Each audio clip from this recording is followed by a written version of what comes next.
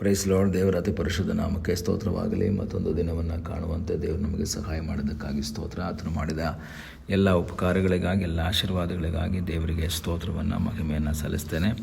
ಇಂದಿನ ವೇದ ಅಧ್ಯಯನಕ್ಕಾಗಿ ಒಂದು ವಾಕ್ಯವನ್ನು ಓದಿಕೊಳ್ಳೋಣ. ವಿಮೋಚನಾ ಕಾಂಡ 2ನೇ ಅಧ್ಯಾಯ 24ನೇ ವಾಕ್ಯ. ದೇವರು ಅವರ ನೆರಳಾಟವನ್ನು ಕೇಳಿ ತಾನು ಅಬ್ರಹಾಮ, ಇಸಾಕ, ಯಾಕೋಬರಿಗೆ ಮಾಡಿದ ವಾಗ್ದಾನವನ್ನು ನೆನಪಿಗೆ ತಂದುಕೊಂಡು ಇಸ್ರಾಯೇಲರನ್ನು ನೋಡಿ ಅವರಲ್ಲಿ ಲಕ್ಷ್ಯವಿಟ್ಟನು.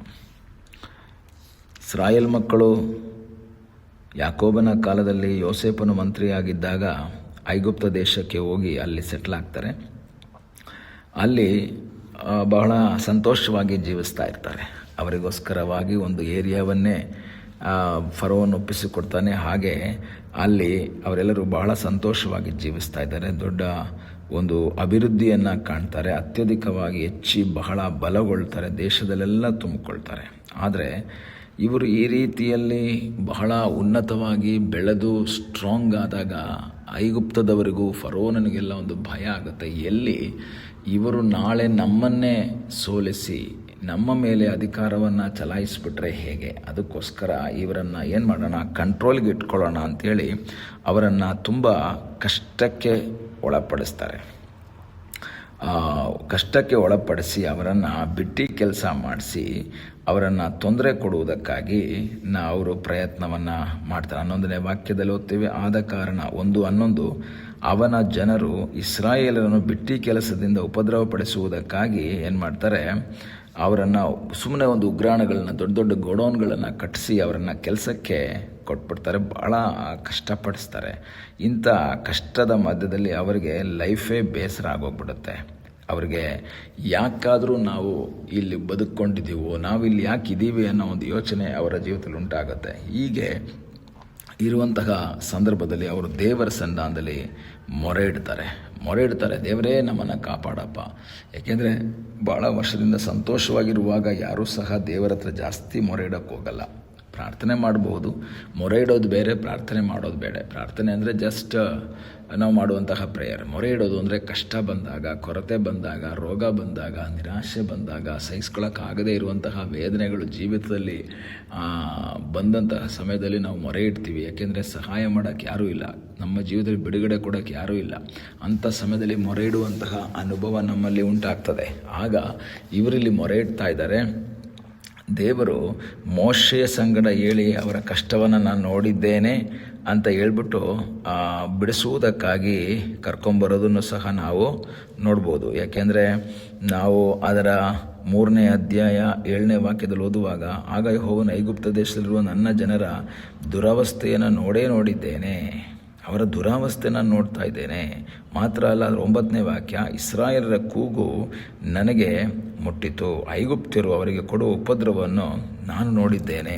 ಆವಾಗ ಅವರು ದುರಾವಸ್ಥೆಯಲ್ಲಿದ್ದಾರೆ, ಅವರು ಕೂಗ್ತಾ ಇದ್ದಾರೆ, ಅವರು ಮೊರೆ ಇಡ್ತಾ ಇದ್ದಾರೆ. ಆದರೆ ಈ ಎಲ್ಲ ನರಳಾಟದ ಮಧ್ಯದಲ್ಲಿ 23ನೇ ವಾಕ್ಯ 2:23, ಈ ಮೇರೆಗೆ ಬಹಳ ದಿನಗಳು ಕಳೆದ ಮೇಲೆ ಐಗುಪ್ತ ದೇಶ ಅರಸನು ಸತ್ತನು. ಇಸ್ರಾಯೇಲರು ತಾವು ಮಾಡಬೇಕಾದ ಬಿಟ್ಟಿ ಕೆಲಸಕ್ಕಾಗಿ ನಿಟ್ಟುಸಿರು ಬಿಟ್ಟು ಗೋಳಾಡುತ್ತಾ ಇದ್ದರು. ಆ ಗೋಳು ದೇವರಿಗೆ ಮುಟ್ಟಿತು. ಆಗ ದೇವರ ಬಳಿಯಲ್ಲಿ ಈ ಜನರ ಗೋಳು ಮುಟ್ಟಿತು. ಅವರು ಗೋಳಾಡ್ತಾ ಇದ್ದಾರೆ, ಪ್ರಾರ್ಥನೆ ಮಾಡ್ತಾ ಇದ್ದಾರೆ, ಗುಣಗುಡ್ತಾ ಇಲ್ಲ, ಮಧ್ಯದಲ್ಲಿ ಗುಣಗುಡ್ತಾನೂ ಇದ್ದಾರೆ. ಆದರೆ ಈ ನರಳಾಟ ದೇವರಿಗೆ ಕೇಳಿಸ್ತು, ಈ ಗೋಳು ದೇವರಿಗೆ ಕೇಳಿಸ್ತು. ಆಗ ಜಸ್ಟ್ ಒಂದು ಕಾರ್ಯ, ಇವರ ಗೋಳಾಟದಿಂದ, ನರಳಾಟದಿಂದ ಮಾತ್ರ ಅಲ್ಲ ಅವರಿಗೆ ಬಿಡುಗಡೆ ಮಾಡಿದ್ದು.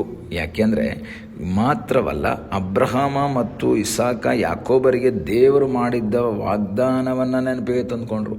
ಏನು ವಾಗ್ದಾನ ಮಾಡಿದ್ದಾರೆ? ನಿನ್ನ ಸಂತತಿಯು ಈ ಕಾನಾನ್ ದೇಶದಲ್ಲಿ ದೊಡ್ಡ ಜನಾಂಗವಾಗಿ ವಾಸಿಸ್ತಾರೆ ಎಂಬುದಾಗಿ ಅಬ್ರಹಾಮನಿಗೆ ದೇವರು ವಾಗ್ದಾನ ಮಾಡಿದಂತಹ ಸ್ಥಳ. ಅದೇ ಯಾಕೋಬನು ಹಿಂದಿರುಗಿ ಅವನು ಐಗುಪ್ತ ದೇಶಕ್ಕೆ ಹೋಗುವಾಗ ನಿನ್ನ 4ನೇ ತಲೆಮಾರಿನವರು ಹಿಂದಿರುಗಿ ಈ ಸ್ಥಳಕ್ಕೆ ಬರ್ತಾರೆ ಎಂಬುದಾಗಿ ದೇವರು ಕೊಟ್ಟಂತಹ ಒಂದು ವಾಗ್ದಾನ. ಇದೆಲ್ಲವನ್ನು ದೇವರು ನೆನೆಸ್ಕೊಂಡ್ರು, ನೆನಪಿಗೆ ತಂದು ಅವರಿಗೆ ಬಿಡುಗಡೆಯನ್ನು ಕೊಡ್ತಾ ಇದ್ದಾರೆ.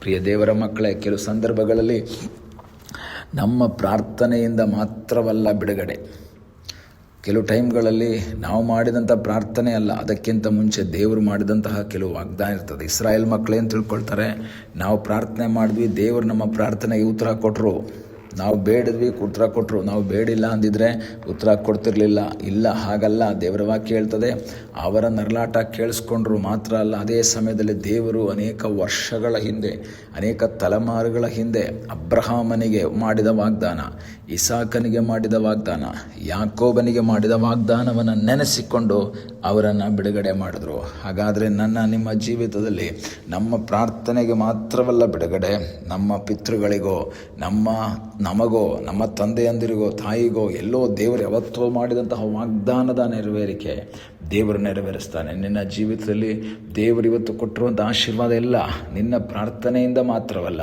ನಿನಗಾಗಿ ಯಾರೋ ಮಾಡಿದ ಪ್ರಾರ್ಥನಾ, ನಿನ್ನ ತಂದೆ ತಾಯಿ ಯಾರೋ ಬೇಡಿಕೊಂಡ ಅಥವಾ ದೇವರ ಸಂಧಾನದಲ್ಲಿ ದೇವರು ಕೊಟ್ಟ ವಾಗ್ದಾನದ ನೆರವೇರಿಕೆ ನಿನ್ನ ಜೀವಿತದಲ್ಲಿ ನಡೀತಾ ಇದೆ. ನಂಬಿಕೆಯಿಂದ ದೇವರಿಗೆ ಸ್ತೋತ್ರವನ್ನು ಸಲ್ಲಿಸುವಂತೆ ದೇವರು ನಮಗೆ ಸಹಾಯ ಮಾಡಲಿ. ಪ್ರಾರ್ಥಿಸೋಣ. ನಮ್ಮನ್ನು ಬಹಳವಾಗಿ ಪ್ರೀತಿ ಮಾಡುವ ಪರಲೋಕದ ತಂದೆಯಾದ ದೇವರೇ, ಈ ಸಮಯದಲ್ಲಿ ಮತ್ತೊಂದು ಆವರ್ತಿ ನಿನ್ನ ಸಂಧಾನದಲ್ಲಿ ನಾವು ಬಂದಿದ್ದೇವೆ. ನಮ್ಮ ಜೀವಿತದಲ್ಲಿ ನಮ್ಮ ಪ್ರಾರ್ಥನೆ ಮಾತ್ರವಲ್ಲ, ನಮಗಾಗಿ ನೀನು ಮಾಡಿದ ವಾಗ್ದಾನದ ನೆರವೇರಿಕೆಗಾಗಿ, ನಮ್ಮ ಜೀವಿತದಲ್ಲಿ ನೀನು ಮಾಡಿದ ಎಲ್ಲ ಆಶೀರ್ವಾದಗಳಿಗಾಗಿ ಸ್ತೋತ್ರ. ನಿನ್ನ ಕೃಪೆಯಲ್ಲಿ ನಮ್ಮನ್ನು ಒಪ್ಪಿಸಿಕೊಡ್ತೇವೆ. ಪ್ರಾರ್ಥನೆಯನ್ನು ಕೇಳಿದ್ದಕ್ಕಾಗಿ ಸ್ತೋತ್ರ. ಯೇಸುವಿನ ನಾಮದಲ್ಲಿ ತಂದೆಯೇ, ಆಮೇನ್. God bless you.